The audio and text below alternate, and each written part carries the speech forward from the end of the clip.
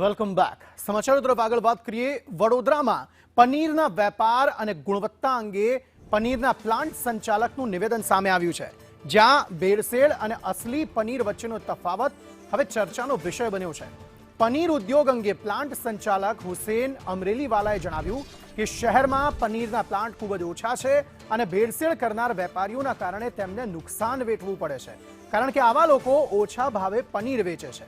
તેમણે કહ્યું કે ઓરિજિનલ પનીરનો ભાવ અંદાજે 350 પ્રતિ કિલો હોય છે, 350 રૂપિયા પ્રતિ કિલો હોય છે, જ્યારે એનાલોગ પનીર પામોલીન તેલથી બનાવવામાં આવે છે. તેમ છતાં સરકારની વધતી કડકાઈને કારણે પહેલા કરતાં મિલાવટખોરોમાં ઘટાડો થયો હોવાનું તેમણે જણાવ્યું.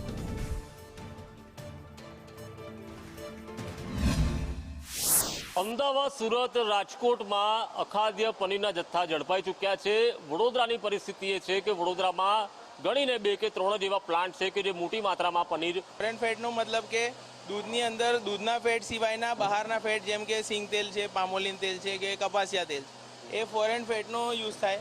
હવે અમારી પાસે અમારું જે પનીર છે પ્રોપર મલાઈ પનીર છે. ફોરેન ફેટ જે બીઆર રીડિંગ છે એ અમારા પનીરના 41 થી 44ની વચ્ચે આવે અને ફોરેન ફેટના જે ફોરેન ફેટ એડેડ પનીર હોય એના બીઆર રીડિંગ એનાથી બહાર આવે, એટલે ખબર પડે કે ભાઈ આમાં ફોરેન ફેટ એડેડ છે, આ પનીરમાં એનાલોગ પનીર છે. અમારે ભાવ નથી મળતો.